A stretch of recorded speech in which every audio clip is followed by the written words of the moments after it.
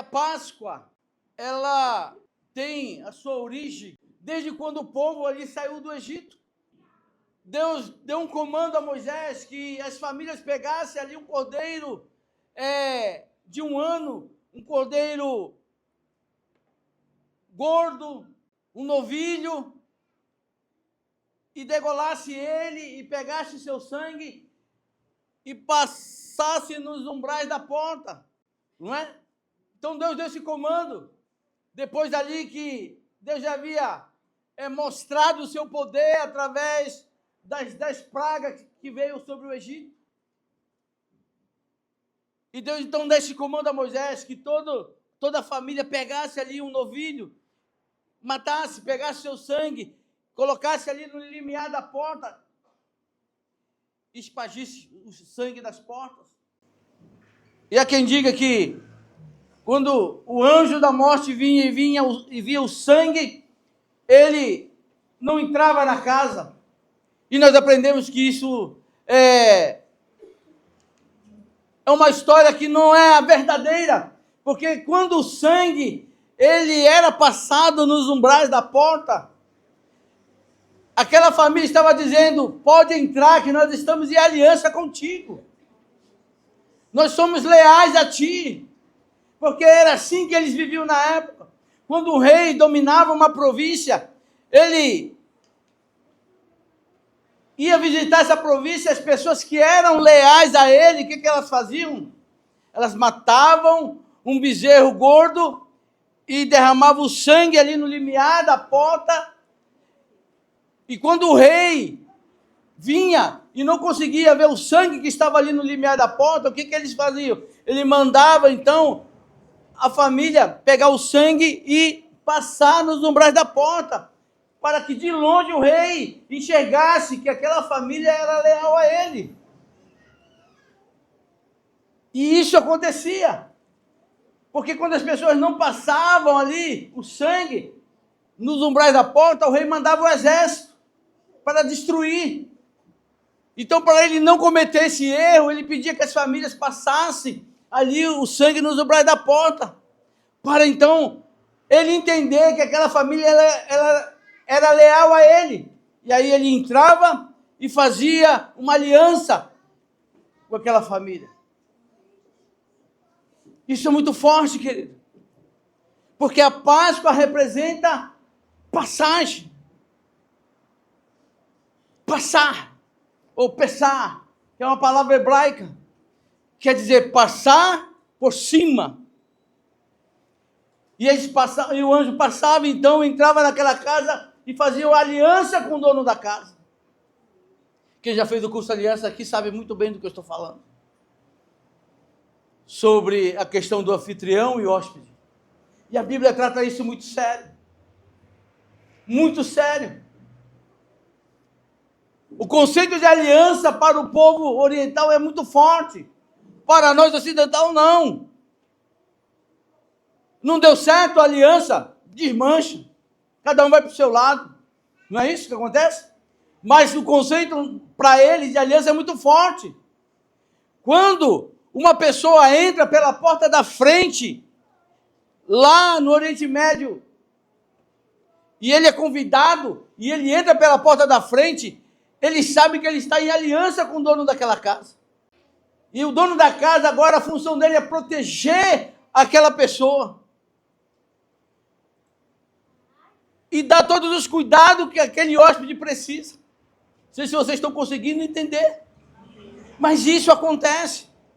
Tanto é que hoje, até hoje, não se fecha a porta lá no Oriente Médio. E o ladrão não entra pela porta da frente. Não sei se vocês sabiam disso. Porque até o ladrão sabe que se ele entrar pela porta da frente, ele está entrando em aliança com o dono daquela casa.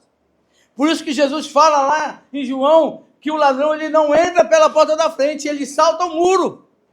Ele entra pela janela, mas nunca pela porta da frente. Porque ele sabe, se ele entrar pela porta da frente, ele está fazendo aliança com o dono daquela casa. E é uma aliança maldita, porque ele está entrando para fazer mal. E isso é muito forte, querido. Então a Páscoa representa a aliança, Representa o quê? O sacrifício de Cristo que Ele fez por nós para nos salvar. E foi isso que Deus fez. Era costume pegar um cordeiro gordo ou um novilho, sem mancha, sem defeito. E o que Deus fez? Ele pegou o melhor que Ele tinha. Ele pegou o seu cordeiro, Ele pegou Jesus Cristo, que era o cordeiro de Deus que tira o pecado do mundo. E isso foi profetizado há muito tempo atrás. E Ele pegou e derramou o sangue do seu filho. E não foi uma representação qualquer, foi o sangue inocente, foi o sangue de Jesus Cristo que Ele derramou ali na entrada da sua casa. E todos que passam por esse sangue estão entrando em aliança com o dono daquela casa. Então todos nós temos uma aliança com Deus, através de Jesus Cristo. Quando nós aceitamos a Cristo, todos nós temos uma aliança com Deus. Então Deus, Ele pegou o seu melhor. Estão lembrados ali da parábola do filho pródigo? Quando ele pegou a fazenda do seu pai e foi gastar tudo que tinha. E aí ele lembrou que os jornaleiros do seu pai tinham abundância de pão e ele estava passando fome. E aí ele cai em si, cobra a sua consciência e fala: quantos jornaleiros do meu pai ali tem abundância de pão e eu estou aqui passando fome? Levantar-me-ei e irei ter com meu pai, e dir-lhe-ei: pai, pequei contra os céus e perante ti, já não sou digno de ser chamado teu filho. E ele tomou essa atitude e foi. E quando ele chegou ali próximo à casa de seu pai, o seu pai viu, correu, abraçou, beijou. E aí começou a falar: tragam roupas novas, tragam sandálias, pega ali o animal gordo que está reservado e matem, porque esse meu filho estava morto e reviveu, estava perdido e foi achado. E era isso que acontecia. Quando uma pessoa nobre vinha visitar uma outra pessoa, matava um animal gordo. E aquele filho pródigo foi recebido com honra, com festa, como um rei. E foi isso que Deus fez conosco, quando Ele ofereceu Jesus Cristo para morrer por nós. E o Senhor nos via como príncipe do seu reino. E todos nós, quando aceitamos a Cristo, nos tornamos herdeiro e co-herdeiro com Cristo sobre todas as coisas. E agora não somos qualquer pessoa, somos príncipe do reino do Senhor. Somos nobres, querido. Eu e você, nós somos nobres. Tem nobre aqui? Nós somos nobres. Não somos qualquer pessoa. Somos príncipe. Por quê? Porque um bezerro gordo foi morto para nos redimir e nos tornarmos herdeiros com Cristo sobre todas as coisas. Isso não alegra o teu coração? Por quê? Todos nós estamos fadados ao pecado, à morte. Pelo pecado original de Adão, estávamos condenados à morte. Mas o sacrifício de Cristo mudou a rota da nossa vida. Então, Páscoa significa passagem. Nosso destino era a morte eterna. Mas a cruz de Cristo, o sangue dele derramado naquela cruz, mudou o destino de nossas vidas. Eu e você tivemos o destino mudado. E isso é muito poderoso. E isso é muito forte, querido. O sangue representa, na nossa cultura, morte. Mas na cultura oriental representa o quê? Vida. Vida. Quando uma pessoa morre, ele está falando, ali está a vida de uma pessoa. E isso acontecia quando o sangue era derramado ali no limiar da porta da casa. Era uma espécie de uma bacia. Então ele pegava o sangue daquele animal gordo, que era uma representação do dono daquela casa. E sabe o que acontecia quando alguém pisava naquele sangue? Era uma ofensa, era uma desonra para o dono daquela casa. Era um desrespeito, porque a mensagem relacional que se passava quando alguém pisava no sangue era dizer, você não vale nada. É isso que eu faço com as pessoas que estão abaixo de mim. Eu desprezo.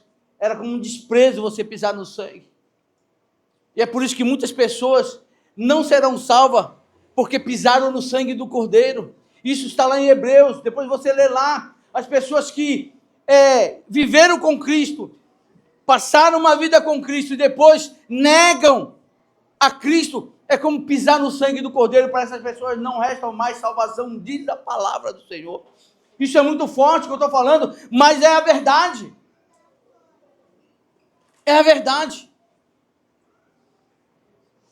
É um dos pecados que as pessoas cometem. São 3 pecados que as pessoas cometem, que elas não têm direito mais à salvação. Não sei se vocês sabem, mas tem 3 pecados que as pessoas cometem e não têm direito à salvação. Essas pessoas, conhecendo a Cristo, se elas cometerem, elas não têm direito mais à salvação. Vocês querem saber? Então me pergunte qual. Primeiro pecado, blasfêmia contra o Espírito Santo. Esse não tem perdão. Está na palavra. Se você blasfemar contra o Espírito Santo, não tem perdão, diz a palavra. O segundo pecado é esse. Você pisar no sangue de Cristo. A Bíblia fala que já não resta mais salvação para aqueles que pisam no sangue do concerto. E o terceiro pecado é a apostasia. Nos últimos tempos, diz a palavra que muitos apostatarão da fé, dando ouvido à doutrina de demônios. Então esses pecados não darão direito à salvação. Ah, pastor, mas então, aquilo que o senhor pregou domingo passado, cai por terra? Sim, cai por terra se você não cumprir os princípios e os propósitos de Deus. Porque tem pessoas que já viveram. Conheço pessoas que já viveram aqui. Foram batizadas. Falaram em línguas. E hoje estão na bruxaria. Essas pessoas pisaram no sangue do concerto. Não existe mais salvação. Ah, pastor, mas se elas se arrependerem? Querido, eu não sou Deus, é Ele que sabe. Essa situação eu deixo para Deus resolver. Mas está na palavra. Que essas pessoas que pisaram no sangue do Cordeiro já não resta mais salvação para elas. Não sei nem por que eu estou falando isso. Mas se você tem intenção de sair dos caminhos do Senhor, reveja aí os seus conceitos, porque é um alerta para você. Não resta mais salvação. E foi isso que o Senhor fez. Foi isso que Deus fez conosco, quando Ele entregou Jesus Cristo para morrer por nós, o verdadeiro Cordeiro Pascual. E nós vamos ler em Hebreus 9, a partir do versículo 10 em diante, consistindo somente em manjares e bebidas e várias ablações e justificações da carne imposta até ao tempo da correção. Mas vindo Cristo, o sumo sacerdote dos bens futuros, por um maior e mais perfeito tabernáculo, não feito por mão, isto é, não desta criação, nem por sangue de bodes e de bezerro, mas por seu próprio sangue, entrou uma vez no santuário, havendo efetuado uma eterna redenção. Porque se o sangue dos touros e de bodes e a cinza de uma novilha espazia sobre os imundos e os santificava quanto à purificação da carne, quanto mais o sangue de Cristo, que pelo Espírito Eterno se ofereceu a si mesmo, imaculado a Deus, purificará a vossa consciência das obras mortas, para servirdes a Deus vivo. Então foi isso que Jesus fez. O livro de Hebreus foi escrito, querido, para que os judeus então entendessem que agora eles não precisavam mais matar animais e nem sacrificar bodes e novilhas para ter os seus pecados ali perdoados, porque Jesus Cristo já fez esse sacrifício. Quando Ele morreu ali na cruz, derramou o seu sangue, tudo isso foi anulado e agora Ele é o verdadeiro Cordeiro Pascual que tira o pecado do mundo, que tira o nosso pecado. Você não precisa, as pessoas não precisam mais matar nenhum animal. Não precisa mais sacrifício, porque todo sacrifício Jesus já fez ali na cruz do Calvário. Ele é o sacrifício vivo. Ele é o sumo sacerdote que entrou ali no Santo dos Santos, porque antigamente, se o sacerdote tivesse alguma falha e ele fosse oferecer um sacrifício, o que acontecia com aquele sacerdote? Ele morria. Ele era fulminado ali no Santo dos Santos. E era só ele que poderia entrar ali. Então ele teria que ter uma vida em santidade, uma vida pura diante do Senhor. Porque se ele entrasse de qualquer maneira, ele morria, era fulminado. Tem exemplo na Bíblia de filhos de sacerdotes que entraram ali para oferecer fogo estranho no altar do Senhor e foram fulminados. Então Jesus veio anular esse sacrifício dos animais para expiação do pecado. Ele mesmo foi morto para nos oferecer como sacrifício vivo. E nós, quando aceitamos a Cristo, entramos em aliança com Ele, através do novo nascimento. Amém?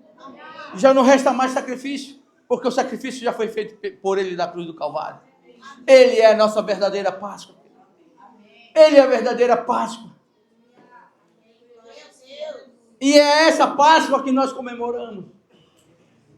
Não é a Páscoa representada pelo ovinho ali do coelho, não, o ovo de chocolate. Não, não é essa Páscoa. A verdadeira Páscoa é representada por Jesus Cristo. Ele é o Cordeiro de Deus que trouxe a salvação para nossas vidas. Porque todos nós estávamos caminhando para a perdição eterna. Mas o plano da salvação mudou a história da humanidade.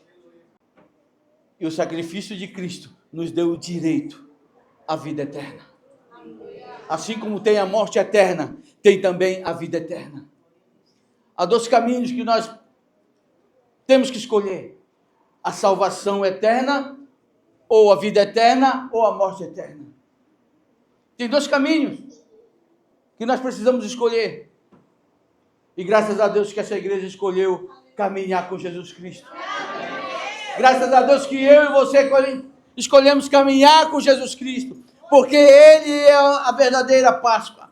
Ele é o Cordeiro Pascual que nós precisamos louvar e adorar. Amém? Mas você pode falar: pastor, mas o que eu faço com aquele monte de ovo de Páscoa que eu tenho lá em casa? Não sei.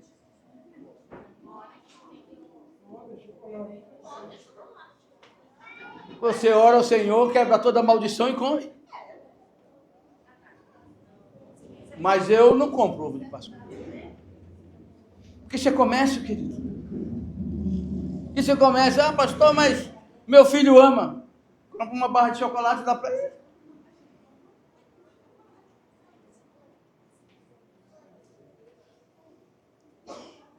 A palavra do Senhor diz que meus filhos perecem porque lhes faltam conhecimento. Então tem muitas pessoas praticando coisas que a Bíblia ela fala que nós não devemos praticar. E aí? Ah, pastor, mas você está criando polêmica. Não, estou falando que está na palavra. Se você achar na palavra, vou dar um exemplo aqui. Se você encontrar na palavra o dia que Jesus nasceu, eu comemoro o Natal.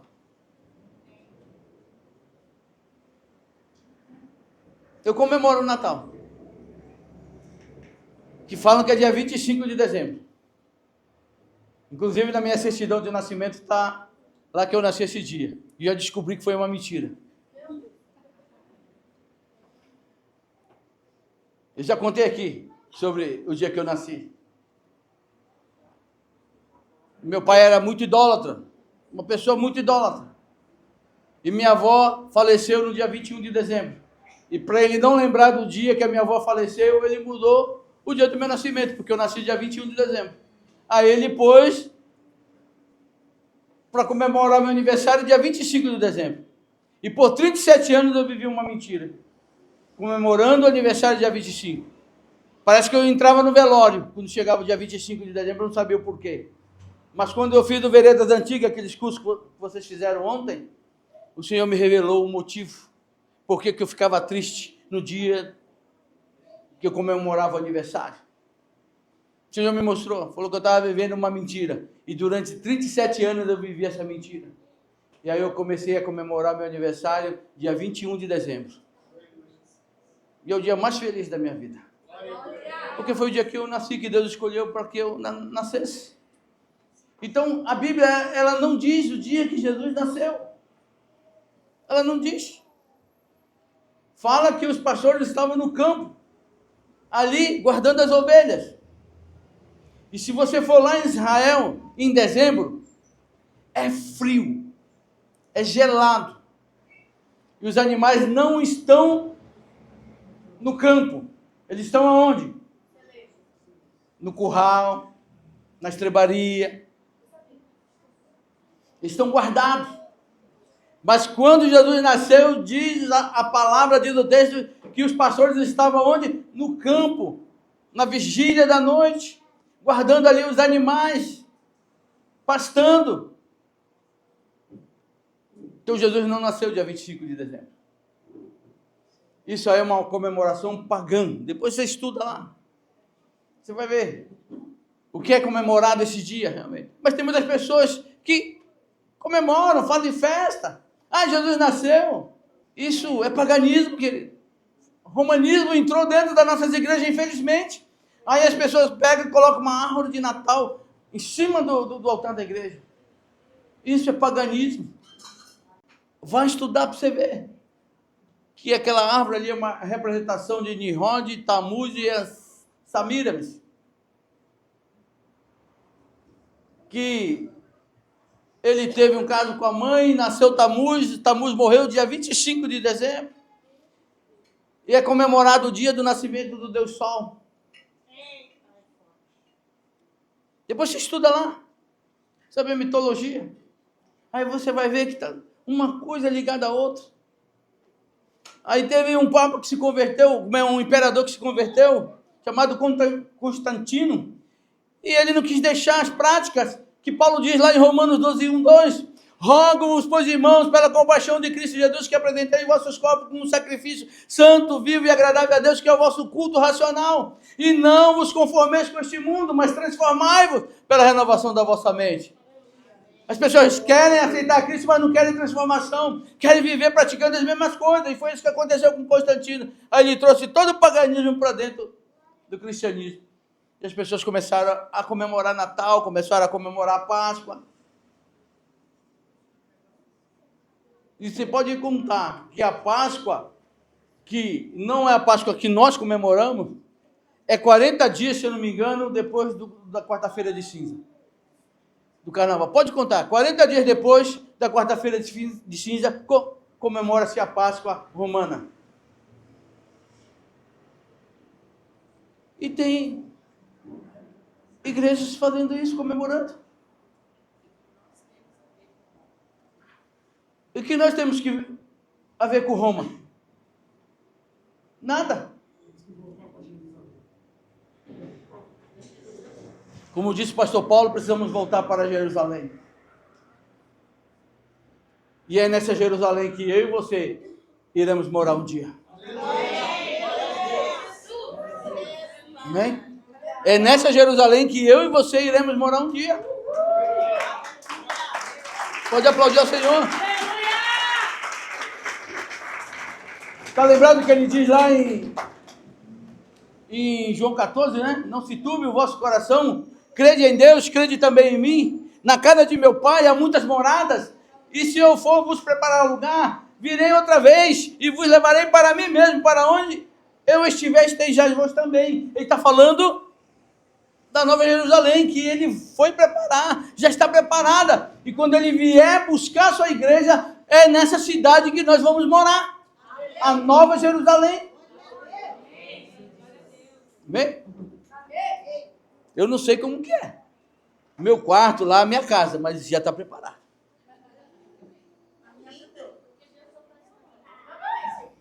E é bonito, querido. É bonito. Se você ler Apocalipse, você vai ver sobre as 12 portas, todas elas de pérola, né, de pedra preciosa, muro de jaspe, rua de ouro, mar de cristal, tudo preparado. Quem já pisou em ouro aqui?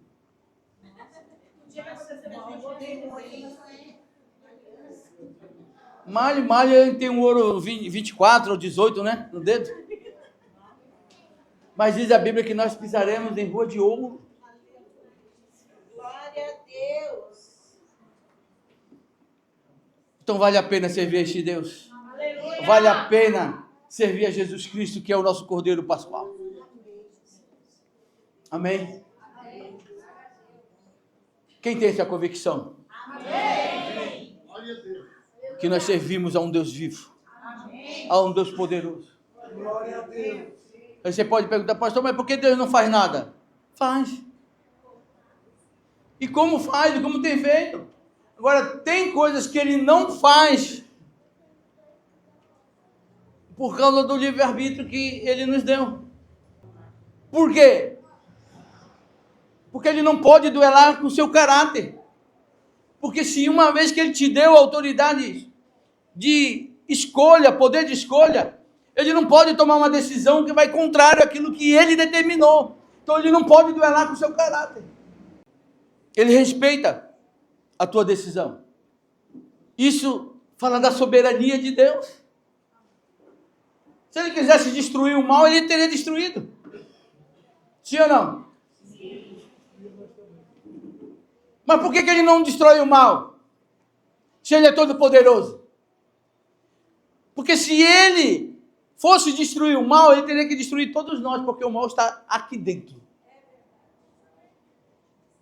Então, porque ele respeita o livre-arbítrio e a soberania dele, então ele não destrói o mal, porque senão ele teria destruído todos nós novamente. Como ele já fez no passado. Como ele usou Noé para que salvasse ali aquelas pessoas que acreditavam na restauração, no poder. E só a família de Noé deu ouvido. E a raça humana foi destruída. Não é verdade? Foi destruída.